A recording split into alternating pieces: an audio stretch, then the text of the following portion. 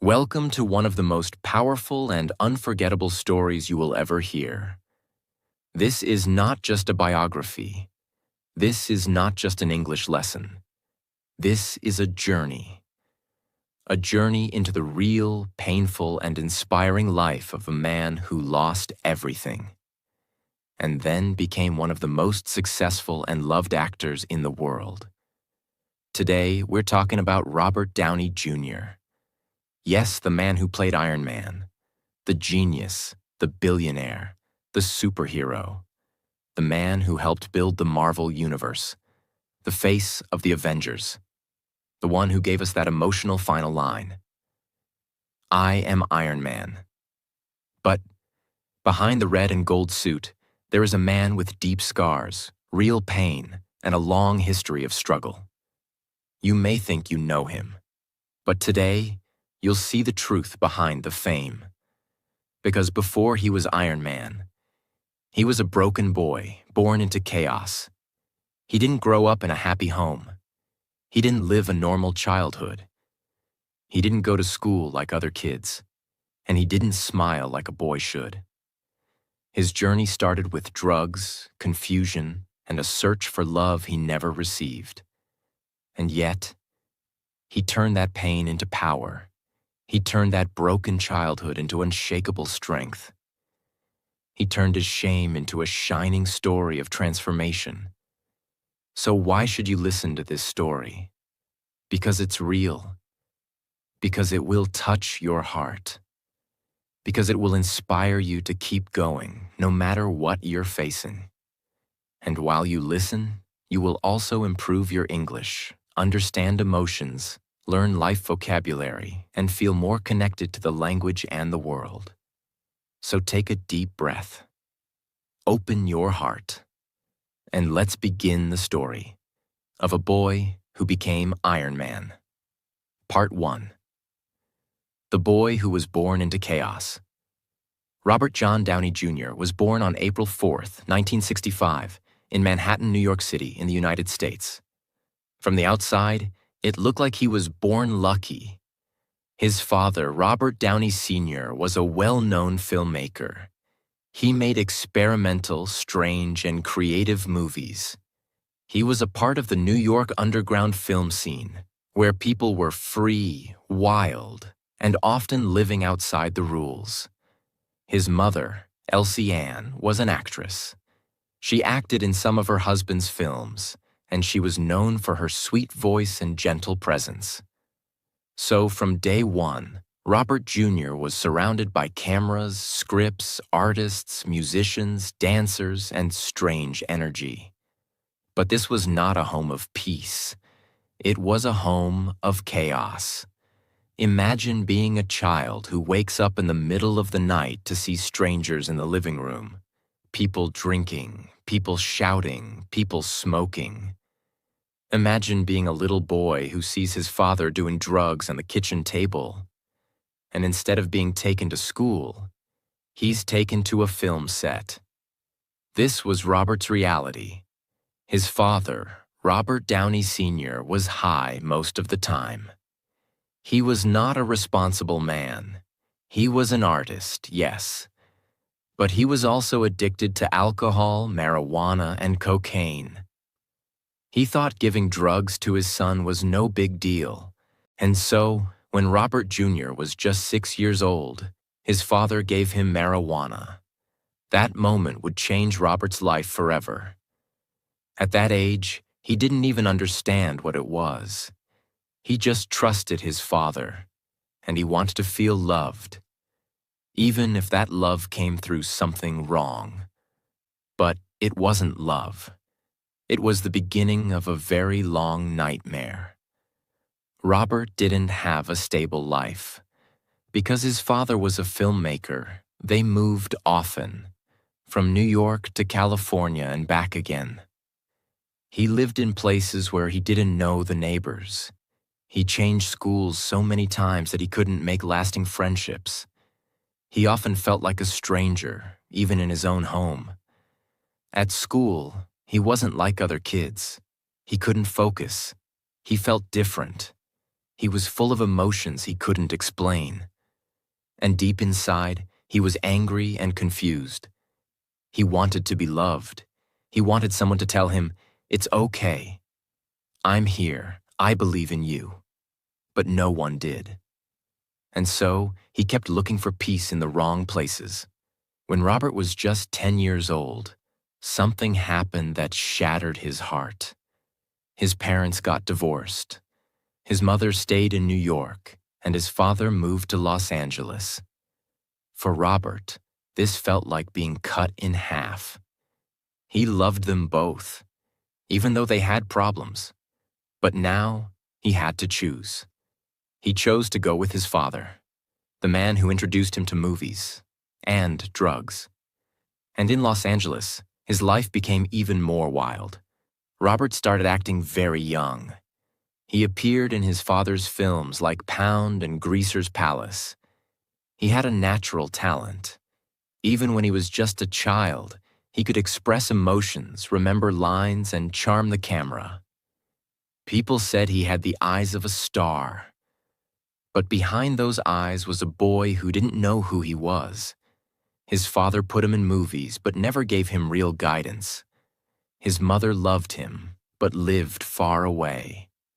And school didn't make sense to him. So at age 17, Robert dropped out of high school.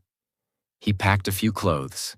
He left his mother's apartment in New York, and he flew to Hollywood. Alone, with no plan, no money, and only one dream. Maybe I can become something. At 17, Hollywood is not a safe place, especially not for someone like Robert. He had no agent, no manager, no car, no home. He lived in small rooms, shared apartments, slept on floors, and went to auditions. He was rejected, again and again. People told him, "You're too intense. You're not handsome enough. You have too much energy. You're not the leading man type." But he kept trying. He got small roles in films like Weird Science, 1985, where he played a school bully. Then he joined Saturday Night Live for one season. But he didn't enjoy it. And most people didn't even notice him. He wasn't becoming a star. He was just another struggling actor in a city full of dreams and broken hearts. Everything changed in 1992. Robert was cast to play Charlie Chaplin in the movie Chaplin. It was a difficult role. Chaplin was a legend, one of the greatest silent film actors of all time. To play him, Robert had to learn to walk like him, speak like him, understand his pain, feel his joy, and carry his story with respect. He worked nonstop. He trained his body, studied Chaplin's life, and gave everything he had to the role. And it worked. When Chaplin was released, critics were amazed. People said, "This is one of the best performances we've seen. This young man is going to be a legend." Robert was nominated for an Academy Award, Oscar for Best Actor. He was invited to talk shows.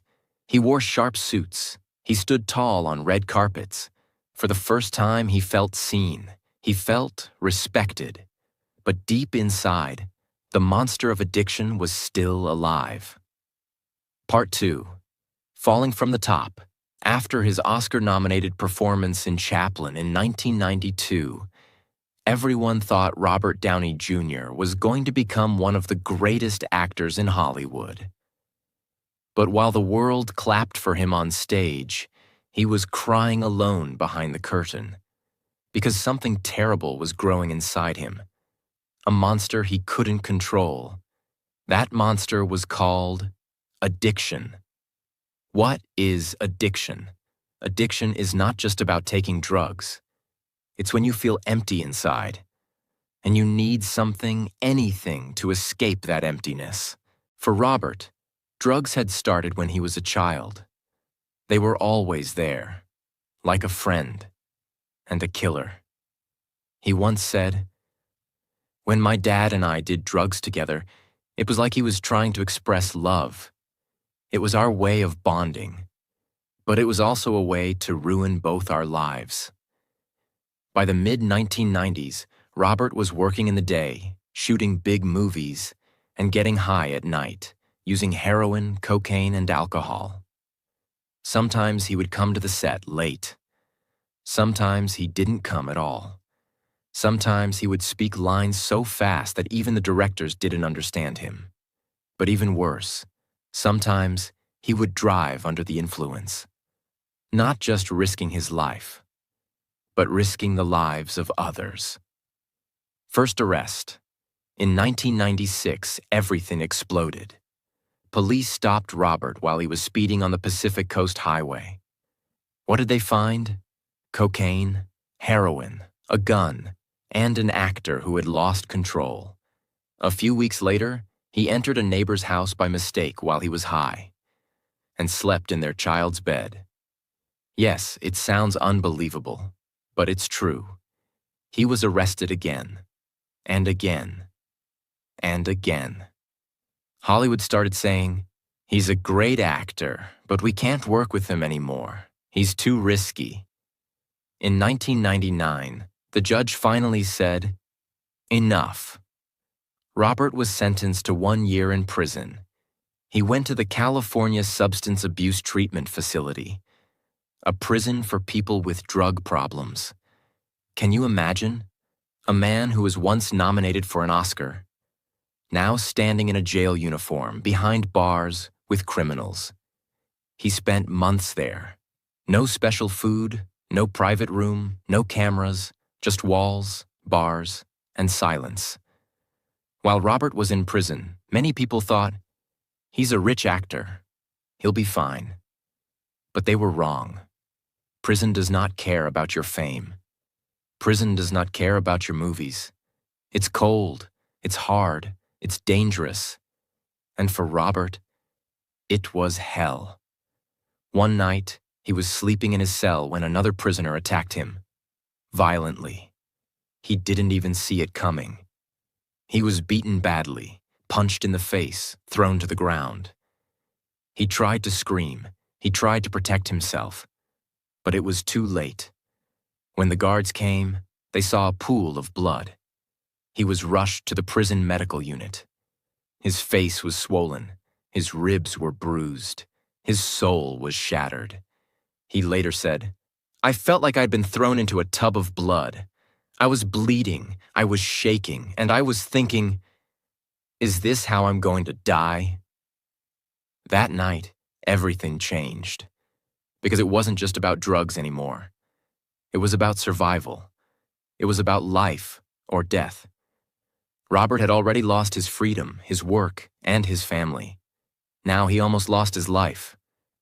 That was the moment he knew. If I don't change, I'm going to die here. After he came out, he said he wanted to change. He said he wanted to stop using drugs. People believed him. Or at least they hoped he was telling the truth. And so, he got another chance. He joined a TV show called Ally McBeal in 2000. He was charming, funny, and fans loved him. He even won a Golden Globe Award for Best Supporting Actor. It looked like Robert was back, but the monster wasn't dead yet. In 2001, something happened that shocked even his biggest fans. Robert was found walking alone in a dark alleyway in Los Angeles. He was barefoot, confused, and possibly not wearing any clothes. He didn't know where he was. He didn't know what he was doing. Neighbors called the police. They were scared. They didn't recognize him.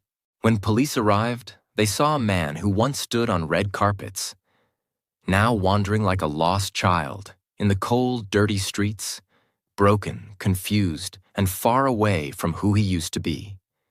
He was arrested again. And this time, the whole world saw it on the news. A famous actor, an Oscar nominee, found half naked, lost, and alone because of drugs. That moment became a symbol of how far he had fallen. He later said, "I didn't care about anything anymore. I was gone. I wasn't living. I was disappearing. This was his rock bottom, the lowest point of his life. While his career was falling apart, so was his personal life. He had married Deborah Falconer, a singer and actress, in 1992. They had a son named Indio, born in 1993. But Robert's drug problems made family life impossible. He was absent. He was high. He was lost. In 2001, after nearly a decade of trying to stay together, Deborah left him. She took their son and walked away. Robert was now truly alone. No job, no wife, no child, no peace, no future. From 2001 to 2003, Robert tried to get clean. He entered rehab centers. He attended counseling. He promised to change. But addiction is like a shadow. Even when the sun shines, it follows you. He would stay sober for weeks or months, then fall again. He was caught with drugs. He was put on probation. He wore a court-ordered ankle monitor. He became a symbol of what happens when fame and addiction mix. But something was about to change. In 2003, something happened that would save his life. He met a woman. Her name was Susan Levin, a smart, confident, and focused film producer. They met on the set of the film Gothica. Susan didn't fall for his charm. She didn't care about his past. She looked him in the eyes and said, "I will not be with you unless you change." Robert was shocked, but deep inside, he wanted to be better. He wanted to be clean. He wanted to be a good father, a good man, and maybe a good husband again. So for the first time, he made a real decision. He said goodbye to drugs, not just in words, but in action. He threw all his drugs into the ocean. He started doing martial arts. He practiced meditation, yoga, and therapy. He stayed away from toxic people. And slowly, the monster started getting smaller. Even though he was clean now, no one believed him.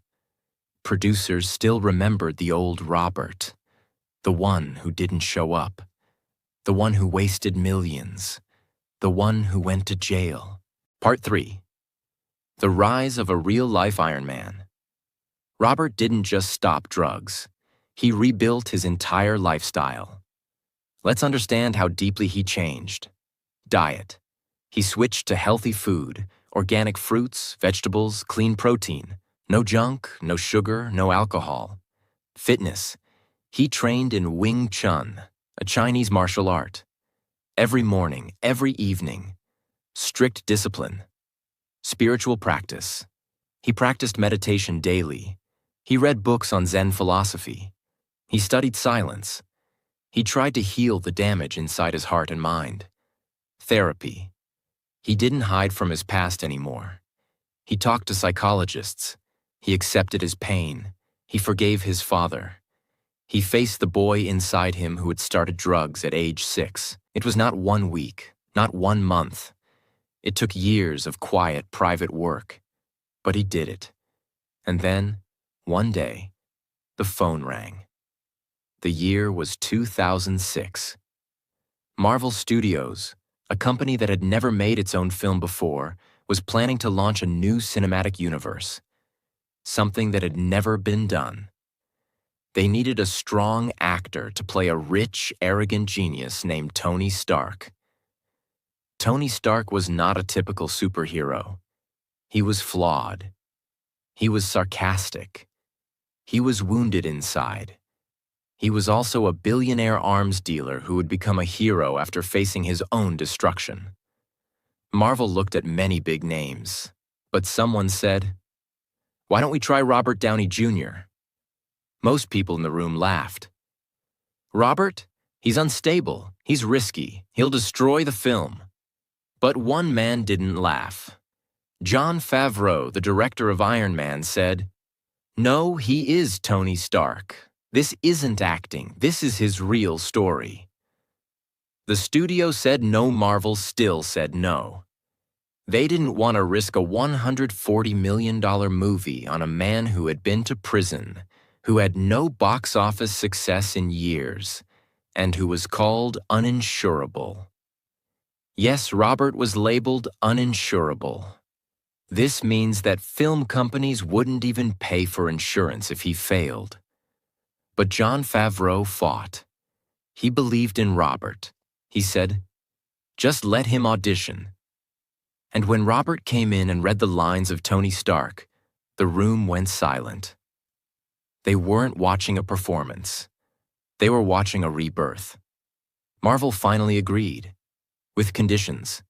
Robert would get only $500,000. Very low for a lead actor. He would be tested regularly for drugs. If he missed work even once, he'd be replaced. Robert didn't argue. He looked them in the eye and said, "Give me this role. I'll show you who I really am." Robert didn't just act. He became Tony Stark. In many ways, Tony's journey mirrored Robert's. Tony had been a rich, selfish man selling weapons until he was captured and almost killed. That near-death moment woke him up. He built a suit. He became Iron Man. Similarly, Robert had been a rich, selfish man destroying his body with drugs until he was arrested and nearly lost his life. That moment woke him up. He rebuilt himself. He became Iron Man. It was a perfect match, not of character and actor, but of two broken souls learning to become heroes. In May 2008, Iron Man released. People expected a decent film. What they got was magic. Robert Downey Jr. wasn't just good. He was electrifying. Audiences laughed, cried, and clapped. The movie made over $585 million worldwide. It kickstarted the Marvel Cinematic Universe, now the most successful movie franchise in history. Suddenly, the man nobody trusted became the man everyone loved. And Marvel gave him more. After Iron Man's success, Robert didn't stop. He starred in Tropic Thunder, 2008, nominated for another Oscar. Sherlock Holmes, 2009, blockbuster hit. Iron Man 2, 2010. The Avengers, 2012, crossed $1.5 billion worldwide. Iron Man 3, 2013, another $1.2 billion hit. Avengers, Age of Ultron, 2015. Captain America. Civil War, 2016. Spider-Man, Homecoming, 2017. Avengers, Infinity War, 2018. Avengers, Endgame, 2019. Over $2.7 billion, one of the highest-grossing movies ever. By 2013, Robert Downey Jr. became the highest-paid actor in Hollywood, earning $75 million per year. But more than money, he had earned something much bigger: respect, love, redemption. He wasn't a joke anymore. He was a symbol of strength, a man who fell hard and rose even higher. Robert married Susan Levin in 2005. He says she saved his life. They have a beautiful son, Exton, born in 2012, and a daughter, Avery, born in 2014. Robert became a better father to Indio, his first son. He supported Indio through his own drug recovery. They now share a close, healing relationship. Robert spends time reading, cooking vegan meals, practicing martial arts, and staying away from Hollywood drama. He built a beautiful home, not to show off, but as a safe space to stay grounded. In Avengers Endgame, released in 2019, Iron Man makes the ultimate sacrifice. He snaps his fingers to destroy Thanos, saying the legendary words, "I am Iron Man." And with that, he dies, saving the universe. In theaters around the world, people cried. not just because a character died, but because Robert Downey Jr.'s journey had come full circle. From a drug addict in a jail cell to a superhero who saved the world. In cinemas across the globe, millions of fans stood silently as Tony Stark, also known as Iron Man, closed his eyes for the last time. It wasn't just a movie moment. It was the end of an era. And behind that superhero mask was not just a character. It was Robert Downey Jr., the man who had fought his own real-life wars and survived them all. The man who once woke up in a prison cell was now leaving the biggest movie franchise in the world. As a legend, when an actor plays a role for 11 years, especially a role as iconic as Iron Man, leaving that behind is not easy. Robert had lived and breathed Tony Stark. They were the same in many ways. Both had made mistakes. Both were brilliant but broken. Both learned to rebuild themselves. After Avengers Endgame in 2019, people started asking, what will Robert do now? Will he ever find a role bigger than Iron Man?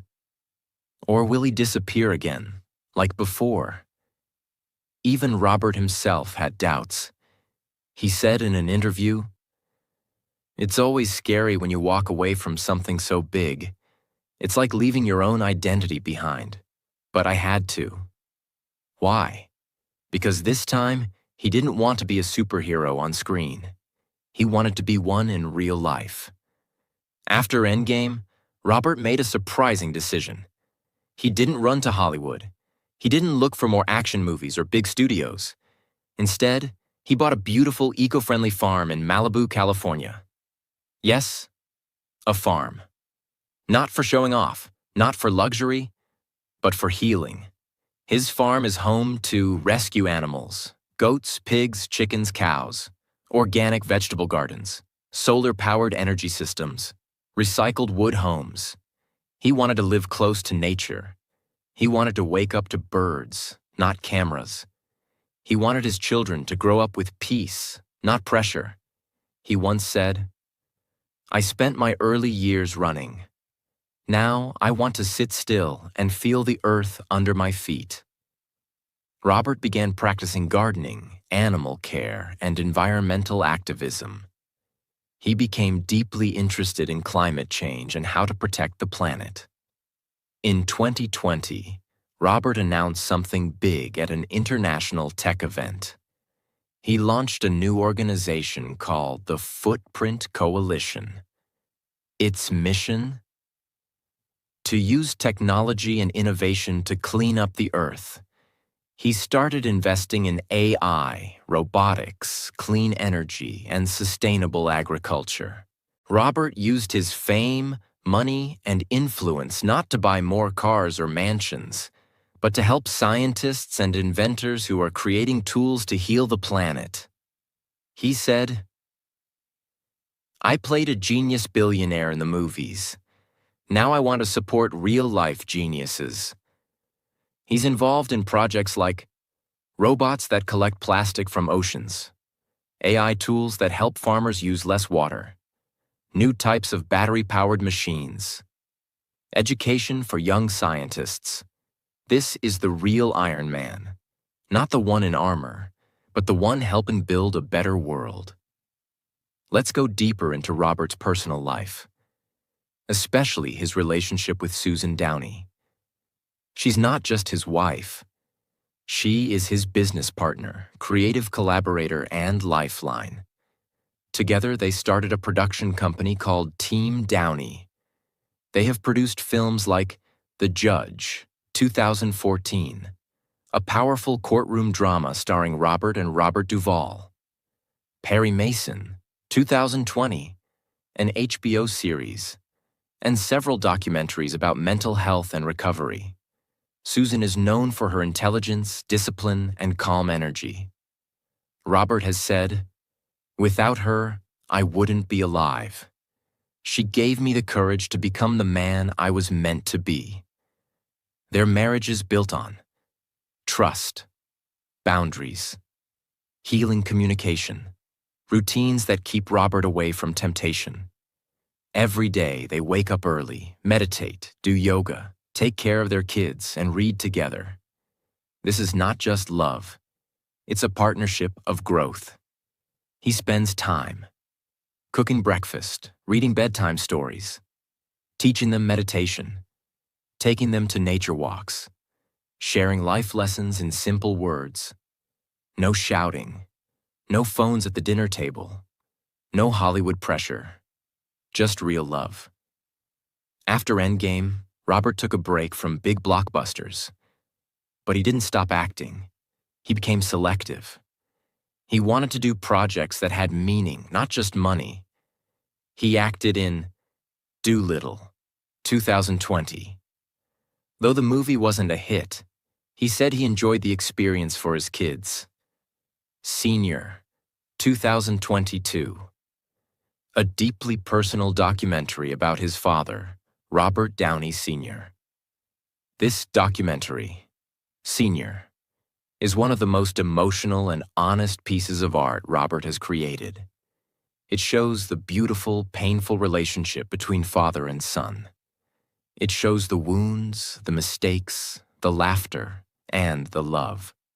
Robert made this documentary not for fame, but for closure. He said, "This is not a film. This is a goodbye letter to my dad." And people around the world were moved. They saw a different Robert, not Iron Man, not Sherlock, but a son, a man, a human being who just wanted to say, "I forgive you. I love you." Let's talk numbers, but more importantly, let's talk meaning. Robert Downey Jr.'s net worth today is estimated to be around $300 million. He has multiple homes, expensive cars, a private jet, investments in over 15 companies, business ventures in clean energy, fashion, food, and technology. But ask him what he values the most. He won't say money. He will say his sobriety, his family, his freedom, his peace. That is his real wealth. In the past few years, Robert has given several powerful interviews, speeches, and podcasts. Here are a few things he said that you will love. Worrying is like praying for something you don't want. I think life changes every 5 minutes, so I try not to predict. You need bad things to happen sometimes, or you'll never grow. He often speaks about mental health, letting go of ego, building real discipline, staying present in each moment, finding humor in pain. Robert has said in many interviews, "There's a version of me that existed before the pain, and a better version that was created because of it." He was rich. He was famous. He had opportunities most people dream of. But he lost it all. Why? Because sometimes life breaks you on purpose, not to destroy you, but to remove everything that's fake. All his ego, pride, excuses, lies, and distractions were taken away, until all that was left was a broken man staring at himself in the mirror. And that's where real transformation begins. He learned that pain is a teacher. Pain teaches you what matters. Pain shows you who you really are. Pain introduces you to the real version of yourself, the one behind all the noise. One of the most important things Robert ever did was this. He stopped blaming others. He could have blamed his father for introducing him to drugs, Hollywood for rejecting him, the police for arresting him, the media for calling him a failure. But he didn't. He stood up and said, "This is my life. These are my choices. And now I will change them." That's not easy. Taking responsibility means you stop making excuses. You stop waiting for someone to save you. You stop being a victim. And that's what Robert did. From that day forward, he became the hero of his own story. Not because he was perfect, but because he was honest and accountable. People often ask, how did he stay clean after so many relapses? The answer is discipline and habits. Here are the powerful routines Robert Downey Jr. follows. Wakes up early every morning. Spends 30 minutes in silent meditation. Trains in Wing Chun martial arts. Eats a clean vegan diet. Reads books every day, philosophy, history, spirituality. Avoids toxic people and gossip. Sleeps early and protects his peace. He treats his mind and body like a temple. He says, recovery is not something you do once. It's something you do every day for the rest of your life. And it's true. Success is not one big event. It's 1,000 small decisions made quietly, consistently, and with courage. He talks to young actors, recovering addicts, and people who feel lost. He shares his pain openly. He never pretends to be perfect. He says, if I could survive what I went through, so can you. This honesty is what makes him a real role model, not because he's flawless, but because he turned his flaws into fuel. This is not just Robert's story. This could be your story too. You may not be an actor. You may not be famous.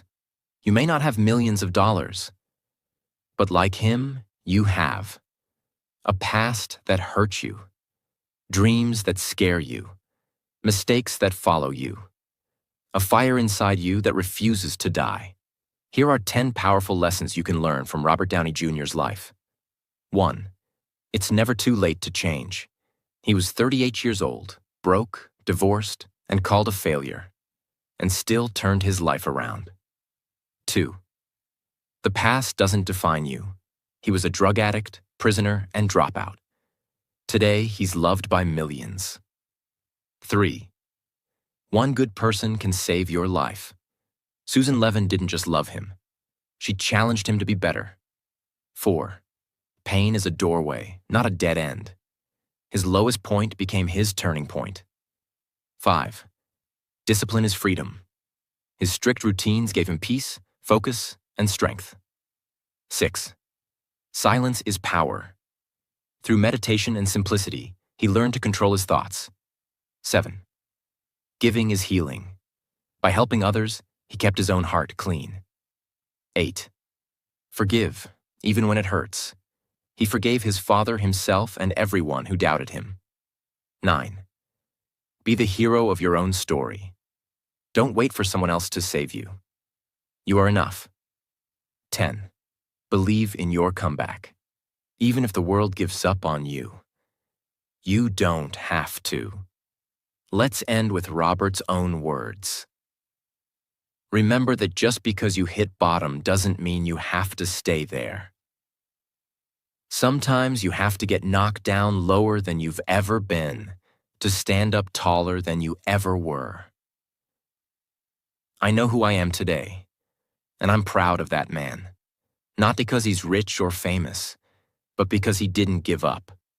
Dear viewer, if you feel broken, if you feel like it's too late, if you feel like the world doesn't see your worth, please remember Robert Downey Jr.'s story.